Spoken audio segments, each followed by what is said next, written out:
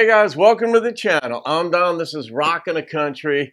We're at it again with the gift request from Penny from Heaven Hedlund. That's what I've nicknamed her, but Penny Hedlund.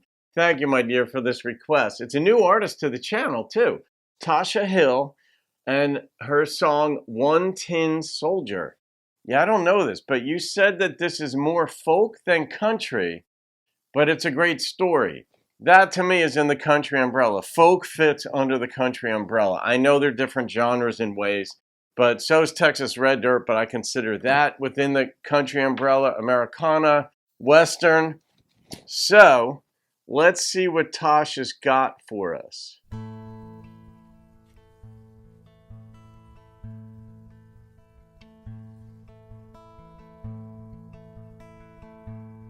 Slowly bring the volume up. Listen, children, to a story that was written long ago about a kingdom on a mountain and the valley folk below. On the mountain was a treasure buried deep beneath a stone, and the valley people swore they'd have it for their very own. Pretty voice. Go ahead and hate your neighbor. Go ahead and cheat a friend.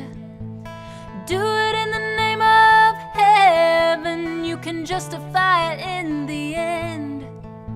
There won't be any trumpets blowing come the judgment day, on the bloody morning after. One tin soldier rides away. So the people of the valley sent a message up the hill, asking for the buried treasure, tons of gold for which they'd kill. Came an answer from the kingdom, with our brothers we will share all the secrets of our mountain, all the riches buried there. This is an experience, guys. It's rare that I have an experience like this, but she's just a pure artist. Just a pure artist. And the story, obviously, I'm just trying to follow the thread and see where this thing goes. I have certain ideas that may be dispelled, and they may be accentuated as the story goes on. But she's a true artist. I wasn't expecting her to be this young, too. But she has a gorgeous voice. But she's completely invested, unabashedly, in this song. I don't know who wrote it, but it's a hell of a song, too. Go ahead and hate your neighbor. Go ahead and cheat a friend. You do it in the name of heaven. You can justify it in the end. Yeah. There won't be any trumpets blowing come the judgment day, on the bloody morning after. One tin soldier rides away. Now the valley cried with anger, mount your horses, draw your sword. And they killed the mountain people, so they won their just reward. Now they stood beside the treasure on the mountain, dark and red, turned the stone and looked beneath it. Peace on earth was all it said. Go ahead and hate your neighbor. Go ahead and cheat a friend. She reminds me of an early Dolly. You do it in the name of heaven. You can justify it in the end. There won't be any trumpets blowing come the judgment day, on the bloody morning after. tin soldier rides away. She's different. Go ahead and hate your neighbor. Go ahead and cheat a friend.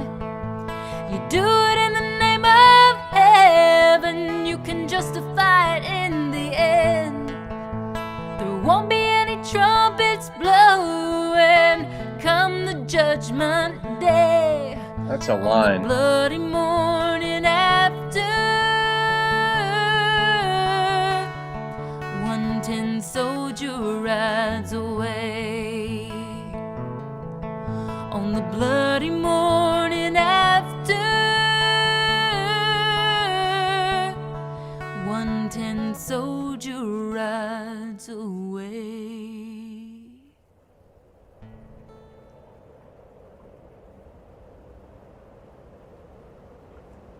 Might have taken a while to get that shot.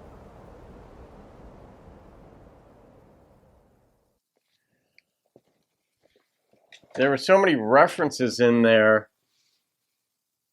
Well, there were biblical overtones or undertones, is perhaps better put. Man, that's going to require some thought. That's like a poem that you have to reread and reread to find a thread of meaning. The 110 soldier thing, though, I mean, I'm thinking of King Arthur, but you know, trying to marry that to what I perceived, rightly or wrongly, to be the biblical themes, because like there'll be no trumpets blowing, and it's like in the New Testament where it talks about Jesus returning, it'll be like with the trump of the archangel, the trumpet, and all that. And it's, I mean, is it a reference to that, or is it just in battle when you win, you've got the buglers and the trumpet ones? There'll be no, you know, but the peace on earth, that one, that's what's going to be left on the hill. But the hill was red because there was death. I mean, one part of the community or town overtook the other. In the beginning, there was treasure mentioned. So obviously that's what people fight over, whatever the treasure is. It could be literal treasure, like pirate's booty type stuff. Or you know, a treasure could be a woman. It could be love. It could be anything that you identify as something that you really want. That's treasure, metaphorically speaking. It's like it says, like, where your heart is. There's a verse, I think it's in the New Testament. I don't think it's Proverbs, but it's probably alluded to there. But where your heart is, that's where your treasure is as well. And you want to store up treasures in heaven and things like this. So do good now so that there's treasures in heaven. But I'd have to rehear this song. I was also mesmerized by her because she's such a unique artist. Penny, you nailed this one. I don't know how you find this stuff, Penny. It's absolutely brilliant. She not only reminds me in ways of an early Dolly, she reminds me of a later Dolly too. There's just something about her that is endearing. Some human beings are in the right space at the right time. She's ahead of her time. And even though you said this is folk and folk is age old, she's ahead of her time. Yeah. It's rare that I have this experience with an artist where I think the world isn't ready for someone like this yet. There's such an angelic quality, a pure quality about her, the way she sings. There's nothing cheesy about her. There's nothing oversold. There's nothing undersold. It's just like 99, like what do they say, that Dove soap, it's 99.4% pure or something. Yeah, and her voice is one, it's like sirenic, you know, the sirens where you're just sort of drawn to it. And she's a beautiful girl. She's got, you know, the beautiful hair, the whole thing. But how somebody, I mean, she just looks very young to me too, that has that kind of awareness and that kind of presentation to just be that solid singing a song like this in such a way. I don't know. What do you say?